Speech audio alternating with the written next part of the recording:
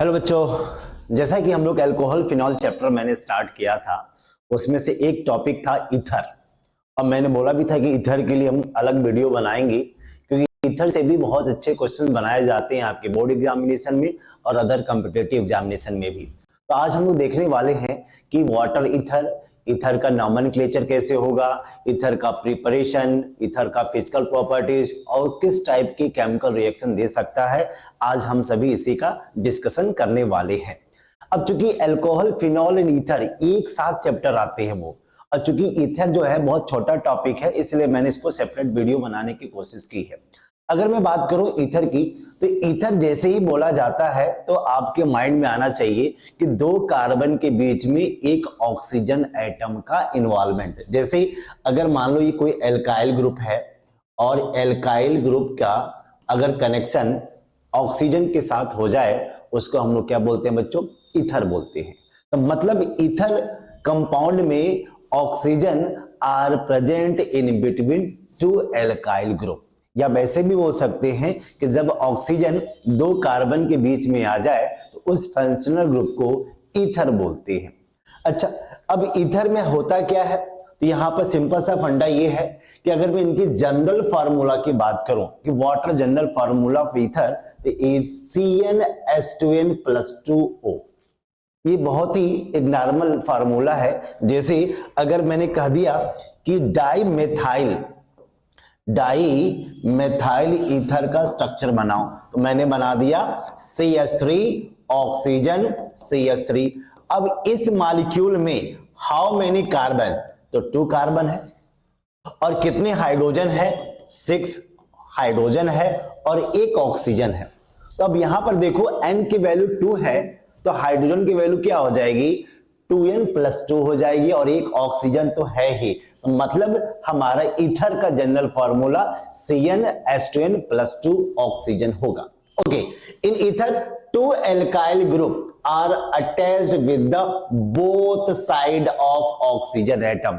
2 alkyl के बीच में ऑक्सीजन एटम आएंगे ईथर के केस में। अच्छा, ether is also known as anhydride of alcohol.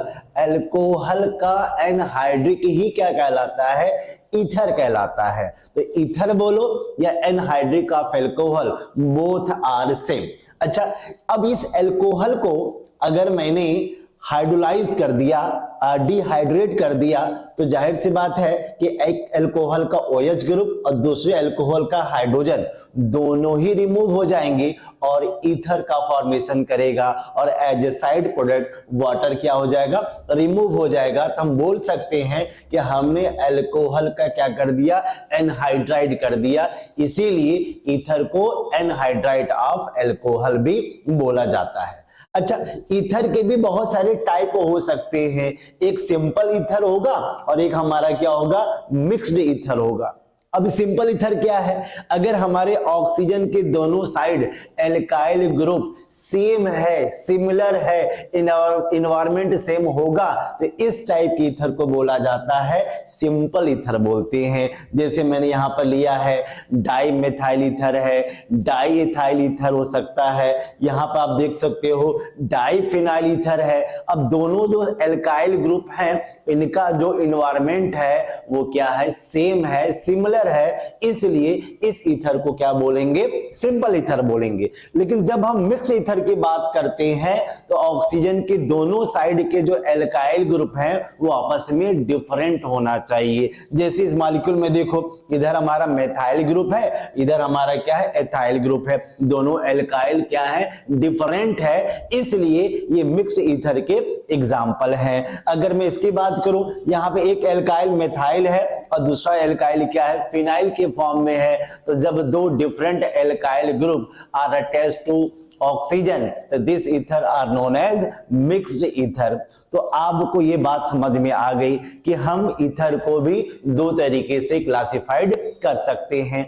अब यहां पर क्वेश्चन उठता है कि सर ईथर का भी क्या नेमिंग एग्जाम में आते हैं? तो ध्यान देना कि अगर मैं बोर्ड एग्जामिनेशन की बात करूं तो आपका एमाइन से या एल्डिहाइड कीटोन से और थर्ड ईथर से क्वेश्चन पूछे जाने की चांसेस ज्यादा होता है according to previous year question. तो अगर हम ईथर मॉलिक्यूल का नेमिंग करें तो इसका क्या रूल है, मैंने पिछले वीडियो में भी बता दिया है कि जब हम किसी भी ऑर्गेनिक मॉलिक्यूल्स को जब आयुपैक के फॉर्म में नाम लिखते हैं तो कुछ रूल्स को फॉलो करते हैं। जैसे हम सिलेक्शन लेते हैं, selection of parents carbon chain, then numbering करते हैं, तो वैसे ही यहाँ पे भी रूल अप्लाई करते हैं। और ईथर का जो सफिक्स होता है वो एल्कोक्सी एल्केन होता है। मतलब ईथर को हम लोग किसके टर्म में लिखते हैं, एल्कोक्सी एल्केन के फॉर्म में इसको राइट करते हैं, एल्कोक्सी एल्केन के फॉर्म में राइट करते हैं। जैसे अगर मैं एक कार्बन के एल्कोक्सी की बात करूं तो इसको हम लोग क्या बोलते हैं, वन कार्बन को बोला जाता है मेथॉक्सी। अगर दो कार्बन के एल्कोक्सी बोलना है तो क्या हो जाएगा, एथॉक्सी। वैसे अगर 3 कार्बन का हो गया तो क्या बोलेंगे, प्रोपॉक्सी।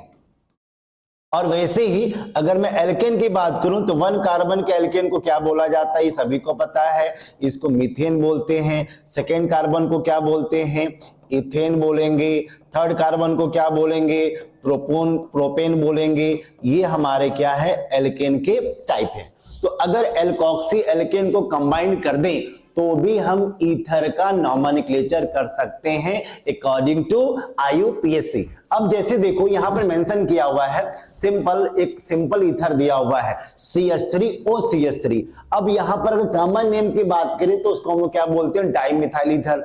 लेकिन जैसे ही इसको आईयूपीएसी नॉमेनक्लेचर में करेंगे तो एक कार्बन का एल्कोक्सी को क्या बोलते हैं, मेथॉक्सी बोलते हैं। और 1 कार्बन के एल्केन को क्या बोलते हैं, मीथेन बोलेंगे। तो पूरा नाम क्या हो गया, मेथॉक्सी मीथेन। जैसे यहां पे मैं बात करूं, इस मॉलिक्यूल को देखो, इस मॉलिक्यूल में एक ऑक्सीजन की तरफ एक कार्बन का सिस्टम है और एक तरफ यहां पर 3 कार्बन का सिस्टम है। तो उस कंडीशन में जिसमें कार्बन की संख्या ज्यादा होगी वो हमेशा किसकी तरह बिहेव करेगा, वो एल्केन की तरह बिहेव करेगा। तो एक तरफ को मैंने क्या बोल दिया, मेथॉक्सी बोल दिया, और 3 कार्बन के चेन को क्या बोल दिया, प्रोपेन बोल दिया। तो मॉलिक्यूल का नाम क्या हो गया, 1 मेथॉक्सी प्रोपेन हो गया। अच्छा, अगर मैं फिनाइल के साथ जोड़ दिया, फिनाइल C6H5 हमारा क्या है, फिनाइल है, और यहां पर 2 कार्बन का सिस्टम है, तो हम लोग क्या बोलेंगे, एथॉक्सी बेंजीन। ये हमारा क्या हो गया, एथॉक्सी बेंजीन। एथॉक्सी बेंजीन को आप ऐसे समझ लो, ये हमारा फिनाइल रिंग हो गया,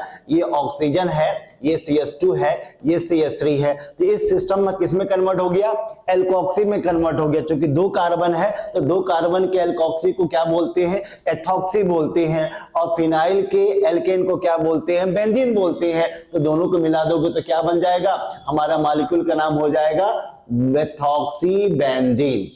ठीक है, तो इस तरीके से यहाँ पे बहुत सारे मॉलिक्यूल्स दिए हुए हैं। इस मॉलिक्यूल का कॉमन नेम और आईयूपीएसी नेम आपको देखना चाहिए, याद भी करना चाहिए। जैसे लास्ट एग्जांपल को हम लोग देखते हैं, यहाँ पर एक साइक्लिक रिंग है, और साइक्लिक रिंग में देखो एक हमारे ईथर का फंक्शनल ग्रुप है 2 कार्बन के साथ, और 2 मेथाइल ग्रुप जुड़ा हुआ है। तो अगर मुझे नेमिंग करना हो तो नेमिंग करने के लिए हमने क्या किया, 1 carbon, 2 carbon, 3 carbon, 4 carbon, 5 carbon, 6 carbon, मैंने नंबरिंग कर दिया। अब सोचो हमारे सेकंड कार्बन पे कौन सा ग्रुप जुड़ा हुआ है, 2 कार्बन का एल्कोक्सी ग्रुप जुड़ा हुआ है, तो हम लोग क्या बोलेंगे, 2 इथॉक्सी बोलेंगे। और 1 कार्बन पे 2 मिथाइल ग्रुप जुड़ा हुआ है तो 1 क्या हो गया, डाइमिथाइल हो गया। क्योंकि साइक्लिक रिंग है और 6 कार्बन का चेन है, इसलिए इसको क्या बोला जाएगा, साइक्लोहेक्सेन। तो टोटल इसका नाम क्या हो गया, 2 एथॉक्सी 1 डाइमिथाइल साइक्लोहेक्सेन। इस मॉलिक्यूल का ये आईयूपीएसी नेम होता है। आई थिंक आप सभी को समझ में आ रहा होगा। ओके, नेक्स्ट पॉइंट पे चलते हैं कि हमारे ईथर का स्ट्रक्चर क्या होगा। तो जाहिर सी बात है कि ईथर में जो ऑक्सीजन है उसके पास क्या है, लोन पेयर है, 2 लोन पेयर है, 2 बॉन्ड पेयर है। तो इनका हाइब्रिडाइजेशन किसकी तरह बिहेव करेगा, sp3 की तरह बिहेव करेगा। क्योंकि हाइब्रिडाइजेशन में हम लोन पेयर और बॉन्ड पेयर के भी वैल्यू को देखते हैं। तो उस कंडीशन में अगर हाइब्रिडाइजेशन sp3 है और 2 बॉन्ड पेयर और 2 लोन पेयर है तो इसका स्ट्रक्चर क्या हो जाता है, बेंट लाइक स्ट्रक्चर हो जाता है। किस तरीके से हो जाता है, बेंट लाइक इसका शेप हो जाता है। यहां पे मेंशन करता है bond angle in between carbon oxygen carbon is 111 degree. मतलब 109 से भी क्या हो गया, ज्यादा हो गया, due to repulsion between alkyl group which are attached to oxygen atom. जो एल्काइल ग्रुप है उसमें रिपल्सन होने लगता है, उस रिपल्सन को मिनिमाइज करने के लिए वो थोड़ा सा एंगल की वैल्यू को इंक्रीज कर देता है, जिसकी वजह से इसका बॉन्ड एंगल क्या हो जाता है, 111 डिग्री, जबकि बॉन्ड एंगल 109 डिग्री से ज्यादा नहीं होना चाहिए, क्योंकि हाइब्रिडाइजेशन तो sp3 शो कर रहा है ना। लेकिन यहां पर रीजन क्या बोलोगे कि दो एल्काइल ग्रुप के बीच में क्या हो रहा है, रिपल्सन जनरेट हो रहा है, और रिपल्सन की वजह से उसकी बॉन्ड एंगल की वैल्यू इंक्रीज कर जाती है ताकि रिपल्सन कम से कम लगे। तो ये तो हमारा ईथर का स्ट्रक्चर था। अब यहां पे क्वेश्चन ये उठता है, क्योंकि मैं बार बार बोलूंगा कि ऑर्गेनिक केमिस्ट्री में हम लोग दो तीन चीजों को बार बार रिपीट करते हैं, जैसे उसका नॉमेनक्लेचर क्या होगा, उसका स्ट्रक्चर क्या होगा, हम उसको कैसे बना सकते हैं, मेथड ऑफ प्रिपरेशन की बात करते हैं, फिर उसकी फिजिकल प्रॉपर्टीज क्या होगा, उसकी केमिकल प्रॉपर्टीज क्या होगा, उसका क्या एप्लीकेशन है, वो हर चैप्टर में आपको दिखाई देगा। चाहे हम हेलोएल्केन हेलोरीन की बात करें, अल्कोहल फिनॉल ईथर की बात करें, या एल्डिहाइड कीटोन कार्बोक्सिलिक एसिड की बात करें, या एमाइन की बात करें, हर टाइप के ऑर्गेनिक केमिस्ट्री की कोई भी टॉपिक की बात करें तो यही आपके टर्म बार बार मिलने वाले हैं, इसलिए इस पैटर्न को आप याद कर लें। अगर मैं ईथर की प्रिपरेशन की बात करूं तो सिंपल सा फंडा है कि अगर अल्कोहल का हम क्या कर दें, डिहाइड्रेशन कर दे, वाटर मॉलिक्यूल को बाहर निकाल दे, तो भी हम ईथर मॉलिक्यूल बना सकते हैं। जैसे यहां पर मैंने क्या लिया हुआ है, एक प्राइमरी अल्कोहल लिया है, इस प्राइमरी अल्कोहल का नाम क्या है बच्चों, एथेनॉल है। ये हमारा क्या है, एथेनॉल मॉलिक्यूल है, एथाइल अल्कोहल है। लेकिन इस एथाइल अल्कोहल का अगर मैंने दोनों में एसिड का प्रेजेंस यूज किया, मतलब मैंने acid as a catalyst use किया, लेकिन अगर टेम्परेचर में वेरिएशन ला दिया तो दोनों का प्रोडक्ट अलग अलग आएंगे। अगर उसका टेम्परेचर मैंने क्या दे दिया, 443 केल्विन, तो किसका फॉर्मेशन कर रहा है, एल्कीन मॉलिक्यूल का फॉर्मेशन करेगा। लेकिन अगर टेम्परेचर मैंने थोड़ा सा कम कर दिया, 413 केल्विन दे दिया, तो क्या बना रहा है, डाई एथाइल ईथर का फॉर्मेशन कर रहा है। मतलब सेकेंड में क्या बनेगा, ईथर मॉलिक्यूल बन रहा है, अब फर्स्ट वाले में क्या बन रहा है, एल्कीन मॉलिक्यूल्स का फॉर्मेशन हो रहा है।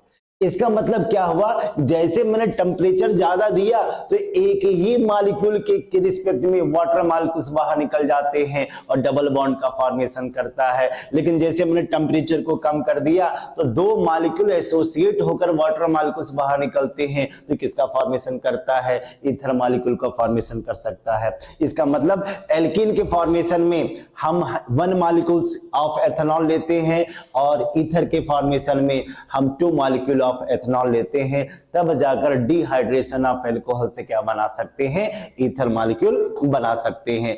अब यहां पर क्वेश्चन उठता है कि ठीक है सर, इसको हम कैसे डिफाइन करेंगे, उसका क्या मैकेनिज्म है। कभी कभी एग्जामिनेशन में हम डिहाइड्रेशन ऑफ अल्कोहल का मैकेनिज्म भी पूछा जाता है, उस कंडीशन में हम मैकेनिज्म की बात करने वाले हैं। ये भी 3 स्टेप में अपना मैकेनिज्म प्रोसीड करेगा। स्टेप फर्स्ट में क्या होता है, जो नॉर्मल हमारा जो एथेनॉल है वो प्रोटॉन के साथ एसोसिएट होकर हमारा क्या बनाता है, ऑक्सोनियम आयन का फॉर्मेशन करता है, उसी को बोला जाता है प्रोटोनेशन ऑफ अल्कोहल। हमने प्रोटॉन को क्या कर दिया, ऐड कर दिया। अब चूंकि बोलोगे प्रोटॉन आया कहां से, ये प्रोटॉन आया है फ्रॉम एसिड से, क्योंकि एसिड हमारा क्या है, एज ए कैटलिस्ट है। जैसे प्रोटॉन इसके साथ जुड़ा तो ऑक्सोनियम आयन का फॉर्मेशन किया, तो अब ऑक्सोनियम आयन के बनने से क्या बेनिफिट मिला, ऑक्सीजन हमारा, ऑक्सीजन के ऊपर पॉजिटिव चार्ज आ गया।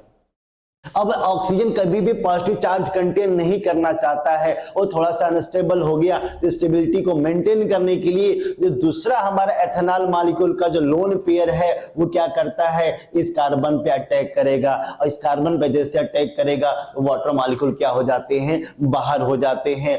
अब जैसे वाटर मॉलिक्यूल बाहर निकला, अब ये हमारे जो दूसरा एथेनॉल का जो ऑक्सीजन है उस पर क्या आ जाता है, पॉजिटिव चार्ज आ जाता है। मतलब ये हुआ कि एक ऑक्सीजन के छोड़कर दूसरे ऑक्सीजन पे क्या आ जाता है, पॉजिटिव चार्ज।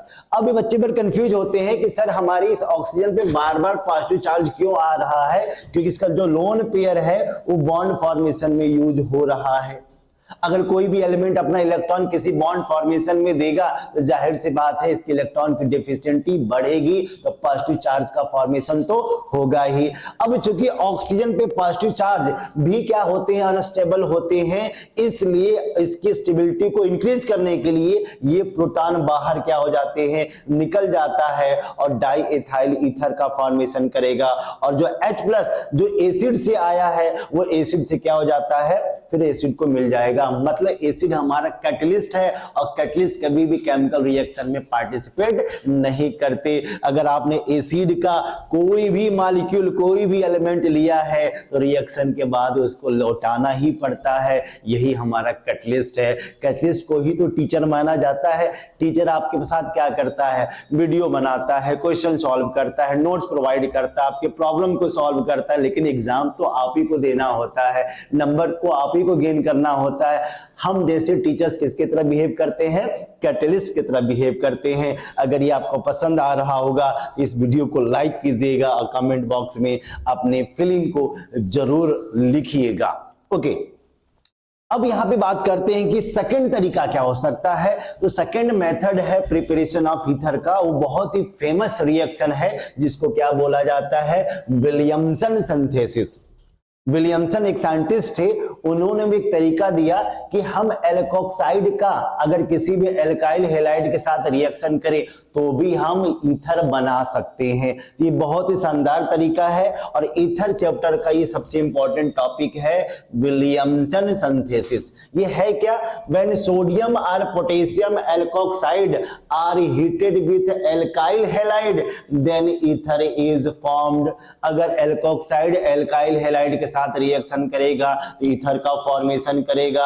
और किस मैकेनिज्म पे काम करता है, वो एसेंटो मैकेनिज्म पे काम करेगा। यहाँ पे मेंशन किया है ये हमारा एल्काइल हैलाइड है और ये हमारे सोडियम या पोटेशियम का एल्कोक्साइड मॉलिक्यूल है। तो जाहिर सी बात है इसका हैलाइड इसके सोडियम के साथ क्या हो जाएगा, बाहर रिमूव हो जाएगा और यहाँ पर किसका फॉर्मेशन कर देगा, ईथर का फॉर्मेशन कर देगा। जैसे यहाँ पर देखो ये हमारा एल्काइल हैलाइड कौन सा है, मेथाइल ब्रोमाइड है, ये हमारा क्या है, सोडियम ब्यूटॉक्साइड है और उसके साथ रिएक्शन करके ईथर मॉलिक्यूल का फॉर्मेशन कर रहा है। मतलब एल्कोक्साइड एल्काइल हैलाइड के साथ क्या बनाएगा, मिक्स्ड ईथर का फॉर्मेशन करेगा। अब यहां पर एक ध्यान देने वाले पॉइंट क्या आता है, if secondary and tertiary alkyl halide, अगर सेकेंडरी टर्शियरी एल्किल हैलाइड अगर आ जाए then elimination reaction are proceed.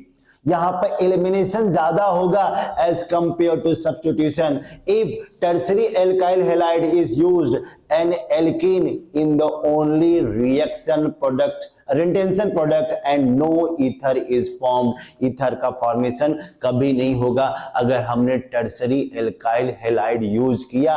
ऐसा क्यों हो जाता है, क्योंकि यहाँ पर SN2 की जगह पर वो SN1 मैकेनिज्म को फॉलो करता है। जैसे यहाँ पर हमने क्या ले लिया, टर्शियरी एल्काइल हैलाइड ले लिया और जैसे मैंने रिएक्शन कराया, ये जो हमारा सोडियम एथोक्साइड है वो स्ट्रॉन्ग बेस की तरह बिहेव करेगा और वहां पर क्या होगा, जो हमारा अल्फा कार्बन का ब्रोमीन है वो बीटा कार्बन के हाइड्रोजन के साथ क्या निकाल देगा, वो डीहाइड्रो हैलोजिनेशन होगा और डबल बॉन्ड का फॉर्मेशन करेगा और 2 मेथाइल प्रोपीन का फॉर्मेशन करेगा।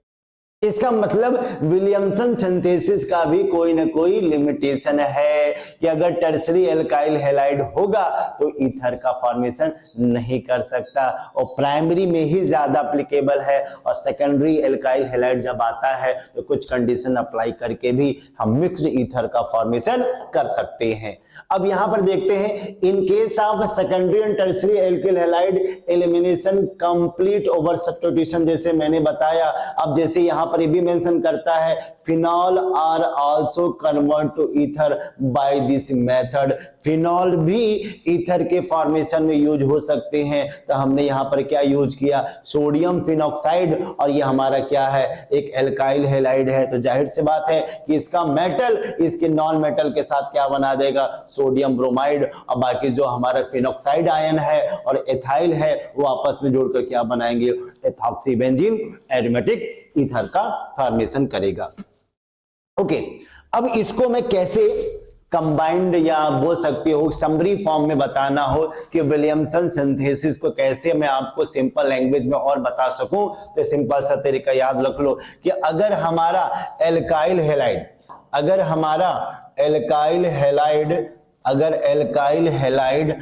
हमारा प्राइमरी है, अगर एल्काइल हैलाइड प्राइमरी है तो एल्कोक्साइड के साथ हमेशा क्या बनाएगा, ईथर का फॉर्मेशन करेगा।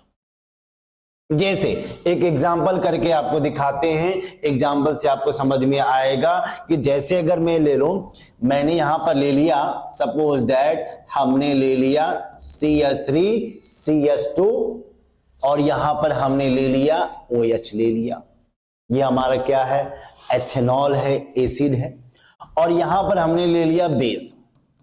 अब एसिड बेस मिलकर क्या बनाता है, सभी को पता है सॉल्ट एंड वाटर बनाएगा, तो जाहिर सी बात है यहां पर CH3 CH2 ONA प्लस क्या बना दिया, वाटर का फॉर्मेशन कर दिया।